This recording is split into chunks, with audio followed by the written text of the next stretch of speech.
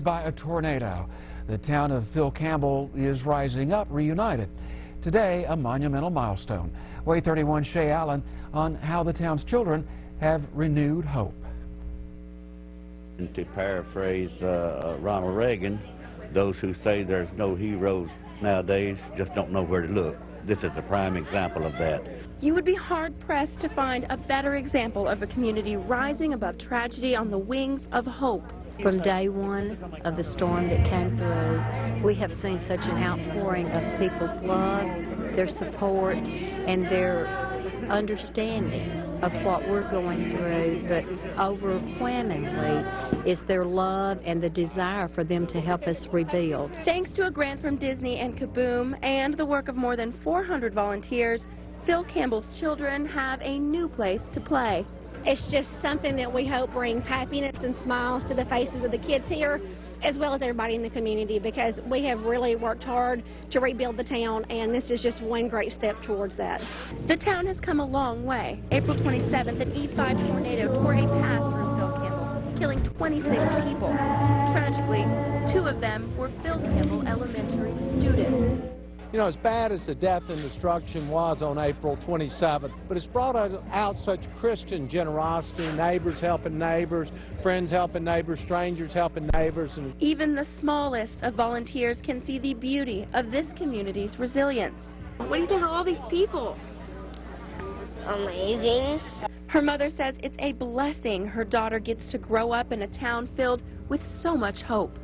Seeing everybody pull together like this, it's going to make her a stronger person. Before, I knew we were a close-knit, community before, but after the tornado, everybody just pulled together. We all became one. Phil Campbell residents tell me they're still healing from the deep wounds left by April's tornado, and that likely that healing process will never truly be over. But they say today is a great example of how tragedy can bring out the best in each of us. In Phil Campbell, Shea Allen, WAAY-31 First News.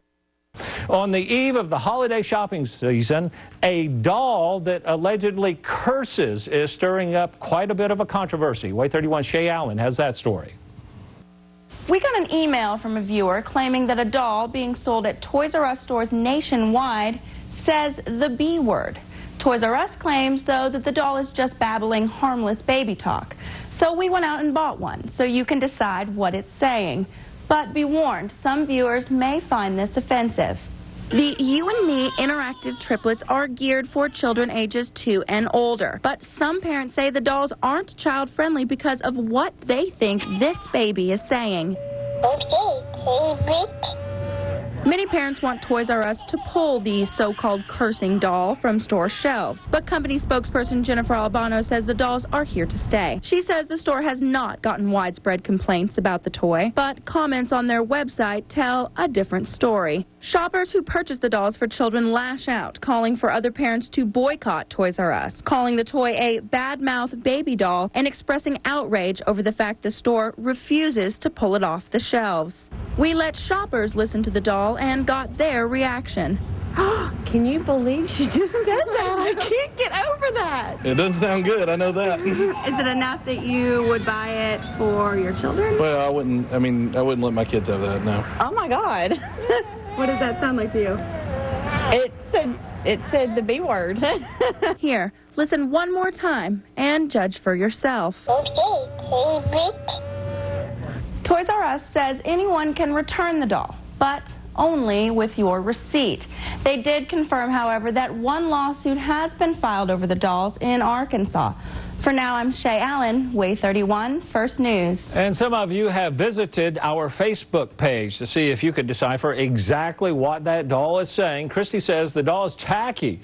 It's certainly not a toy she would let her 2 little girls play with. Whitney, on the other hand, says she heard nothing and can't believe this is a controversy. As for Janelle, she says she certainly would not buy the doll for her child.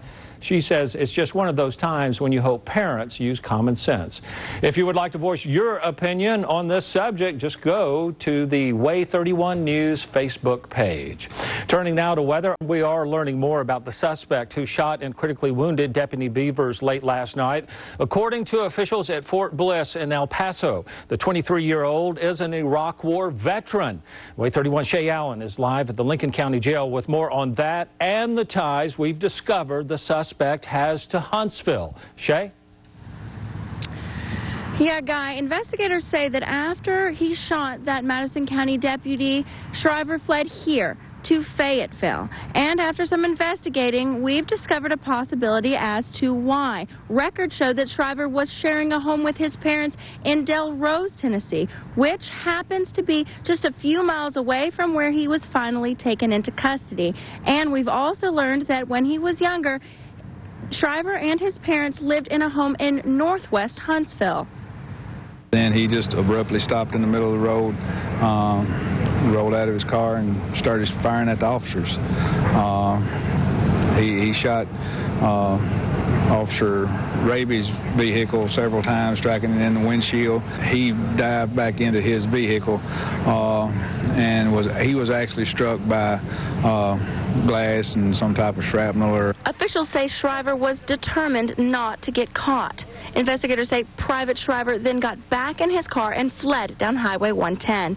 But they say he didn't get far. A few miles down the road, Shriver lost control of his vehicle. Then the suspect's vehicle was spotted about 3 miles down the road from the shooting scene. He had run off the highway and was stuck out in the middle of the field. Officials say law enforcement from 3 counties surrounded Shriver's wayward car. There was at least 60 to 70 officers on the scene. The Lincoln County Sheriff says Shriver still had a Texas driver's license, but he says the Iraq War veteran provided him with a more current address not far from where he was arrested. We went there looking for answers, but were not received warmly. Okay, are you guys related at all to Joseph? No. You guys aren't? No. Not at all? He didn't live here, or his parents didn't live here? They used to. Oh, they used to? Yeah. Oh, okay. All right, no problem. I'm so sorry for coming on property. Thank you so much.